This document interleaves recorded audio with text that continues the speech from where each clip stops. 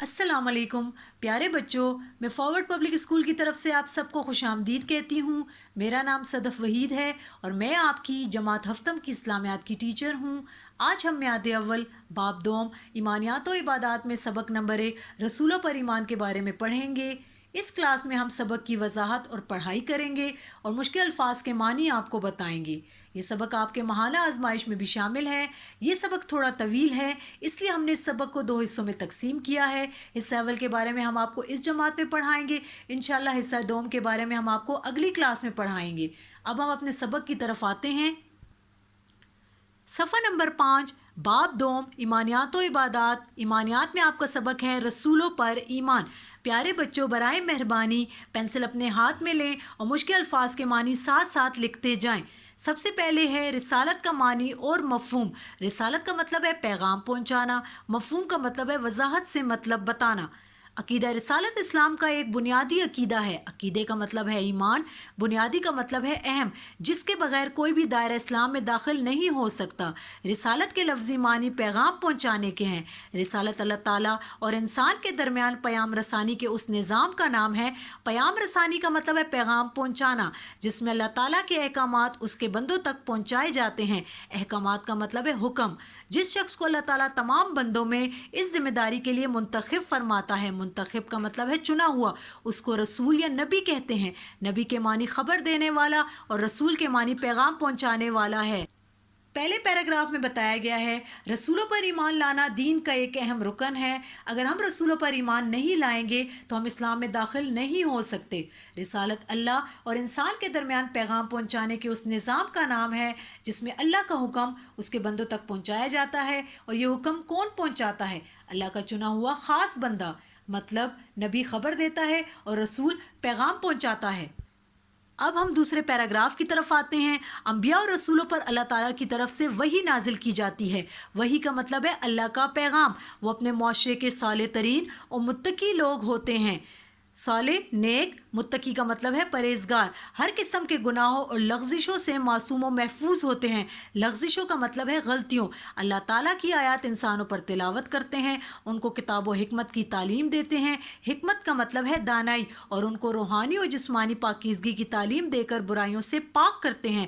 اللہ تعالیٰ ارشاد فرماتا ہے لَقَدْ مَنَّ اللَّهُ عَلَى الْمُؤْمِنِينَ إِذْ بَعَثَ فِيهِمْ رَسُولًا مِّنْ أَنفُسِهِمْ يَتْلُو عَلَيْهِمْ آیاتہ ویزکیہم ویعلمہم الکتاب والحکمۃ وإن کانوا من قبل لفی ضلال مبین۔ سورہ آل عمران آیت نمبر 164۔ دوسرے پیراگراف میں بتایا گیا ہے انبیاء کرام اور رسولوں پر اللہ کی طرف سے وحی نازل کی جاتی ہے۔ اللہ کا پیغام حضرت جبرائیل علیہ السلام لے کر آتے ہیں۔ نبی اور رسول اپنے معاشرے کے نیک اور پرہیزگار لوگ ہوتے ہیں۔ وہ ہر قسم کی غلطیوں اور گناہوں سے پاک ہوتے ہیں۔ اللہ کا حکم انسانوں تک پہنچاتے ہیں، ان کو کتاب، قرآن مجید اور دانائی کی تعلیم دیتے ہیں، اور ان کو روح، جسم اور پاکیزگی کی تعلیم دے کر برائیوں سے پاک کرتے ہیں۔ اللہ تعالیٰ کا ارشاد ہے صفحہ نمبر 6 ترجمہ۔ اللہ تعالیٰ نے مومنوں پر بڑا احسان کیا ہے کہ انہی میں سے پیغمبر بھیجا جو ان کو اللہ کی آیتیں پڑھ پڑھ کر سناتے اور ان کو پاک کرتے ہیں، اور کتاب، قرآن اور حکمت و دانائی سکھاتے ہیں، حالانکہ اس سے پہلے یہ لوگ سری گمراہی میں تھے۔ سری کا مطلب ہے کھلی۔ اس ترجمے میں بتایا گیا ہے اللہ نے مومنوں پر ایک احسان کیا ہے کہ انسانوں میں سے ہی انسان کو پیغمبر بنا کر بھیجا، کسی فرشتے کو نہیں بھیجا، ورنہ انسان کہتے کہ یہ تو فرشتہ ہے، اس کا گناہوں اور غلطیوں سے کیا لینا دینا۔ حالانکہ اس سے پہلے لوگ کھلم کھلا گناہ کر رہے تھے اور اس پر فخر بھی کرتے تھے۔ ضرورت و اہمیت۔ اسلامی تعلیمات کے مطابق انسان کی دنیاوی اور اخروی زندگی میں فلاح و کامیابی اللہ تعالیٰ کی اطاعت اور بندگی میں ہے۔ اطاعت کا مطلب ہے فرما برداری، بندگی کا مطلب ہے عبادت، اور اللہ تعالیٰ کی اطاعت اس کے احکام کی تعمیل کا نام ہے۔ تعمیل کا مطلب ہے حکم بجا لانا۔ اب سوال یہ پیدا ہوتا ہے کہ اللہ تعالیٰ کے احکام کے جاننے کا ذریعہ کیا ہے؟ انسان یہ کیسے معلوم کر سکتا ہے کہ اللہ تعالیٰ نے کن کاموں کا حکم دیا اور کن سے منع کیا ہے؟ اس میں شک نہیں کہ انسانی فطرت اور عقل سلیم انسان انسان کے لیے اچھا رہنما ہے۔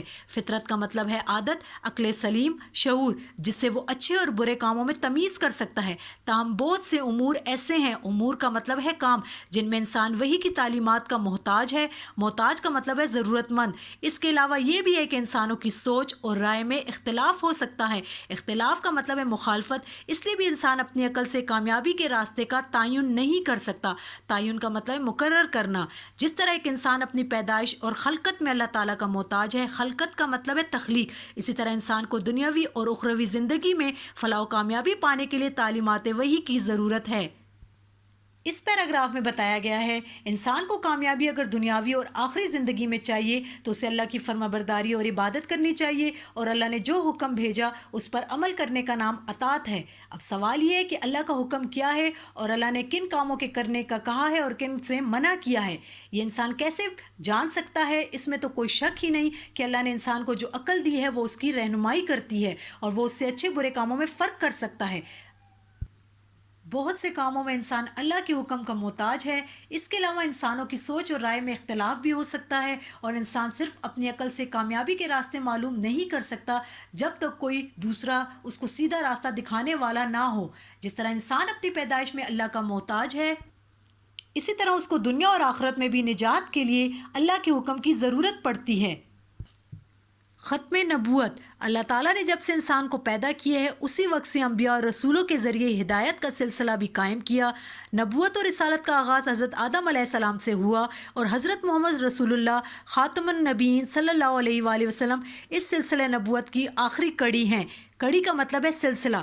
آپ صلی اللہ علیہ وآلہ وسلم کے بعد کوئی نبی آنے والا نہیں ہے۔ یہ عقیدہ ختمہ نبوت کہلاتا ہے۔ نبی کریم صلی اللہ علیہ وآلہ وسلم کی تعلیمات قیامت تک کے انسانوں کے لیے ہدایت کا ذریعہ ہیں، اور یہ تعلیمات قرآن مجید و سنت النبوی کی صورت میں محفوظ ہیں۔ سنت کا مطلب ہے طریقہ، ارشاد ربانی ہے، ما کان محمد آبا احد من رجالکم ولکن رسول اللہ و خاتم النبیین۔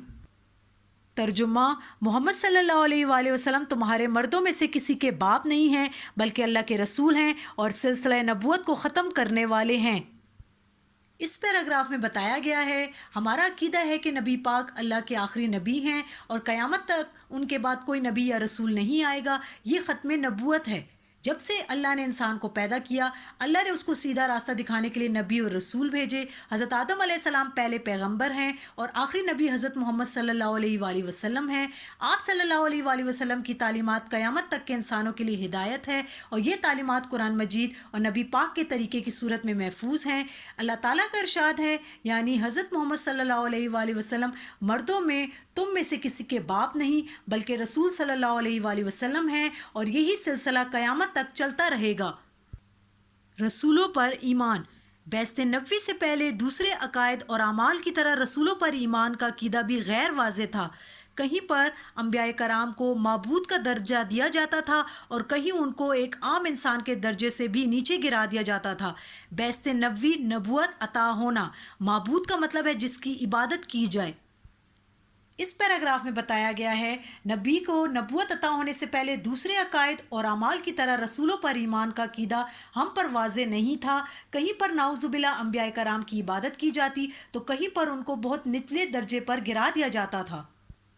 صفحہ نمبر 7، اسلام نے اس کی وضاحت کی اور بتایا کہ تمام انبیاء کرام اگرچہ عام انسانوں سے بلند ہیں لیکن اس کے باوجود وہ سب کے سب انسان ہی ہیں۔ اللہ تعالیٰ نے انسانوں کی ہدایت کے لیے انہی میں سے انبیاء مبعوث فرمائے ہیں۔ مبعوث کا مطلب ہے بھیجے گئے، جیسا کہ ارشاد باری تعالیٰ ہے، قل انما انا بشر مثلکم، سورہ کاف آیت نمبر 110۔ ترجمہ، اے پیغمبر کہہ دیجئے میں تمہاری طرح کا ایک بشر ہوں۔ بشر کا مطلب ہے انسان۔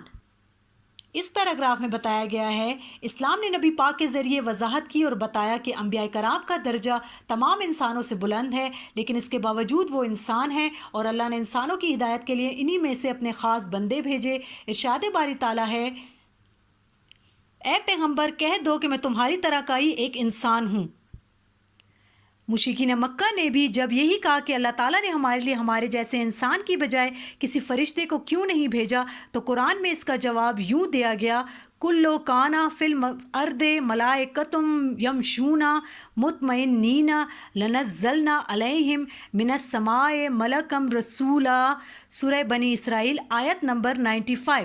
ترجمہ: کہہ دو کہ اگر زمین میں فرشتے ہوتے کہ اس میں چلتے پھرتے اور آرام کرتے یعنی بستے تو ہم ان کے پاس فرشتے کو پیغمبر بنا کر بھیجتے۔ اس پیراگراف کا مطلب ہے مشرکین مکہ نے کہا کہ اللہ نے ہم پر فرشتے کیوں نہیں بھیجے؟ قرآن مجید میں اس کا جواب آیا۔ ترجمہ: کہ اگر زمین میں فرشتے ہوتے اور اس میں رہتے بستے تو پھر ہم فرشتوں کو پیغمبر بنا کر بھیجتے۔ لاسٹ پیراگراف ہے، انبیاء کرام نہ صرف اللہ تعالیٰ کے احکام بندوں تک پہنچاتے ہیں بلکہ ان کا عملی نمونہ بھی پیش کرتے ہیں، لہٰذا یہ عقیدہ رسالت کا بنیادی جزو ہے کہ تمام انبیاء کرام بشر ہیں۔ جزو کا مطلب ہے حصہ۔ اس پیراگراف میں بتایا گیا ہے انبیاء کرام نے خود بھی اللہ کے احکامات پر عمل کیا اور ہر بات ہمیں کھول کھول کر بتا دی کہ یہی اللہ کے احکامات ہیں اور ان پر ہمیں عمل کرنا ہے۔ یہی عقیدہ رسالت کا ایک اہم حصہ ہے کہ تمام انبیاء کرام انسان ہیں، فرشتے نہیں ہیں، اللہ کے چنے ہوئے خاص بندے ہیں۔ تو پیارے بچوں، میں امید کرتی ہوں کہ آپ کو آج کے سبق رسولوں پر ایمان حصہ اول کی سمجھ آئی ہوگی۔ ہم انشاءاللہ اگلی کلاس میں آپ کو حصہ دوم کے بارے میں پڑھائیں گے۔ شکریہ، اللہ حافظ، گھر میں رہیں، محفوظ رہیں۔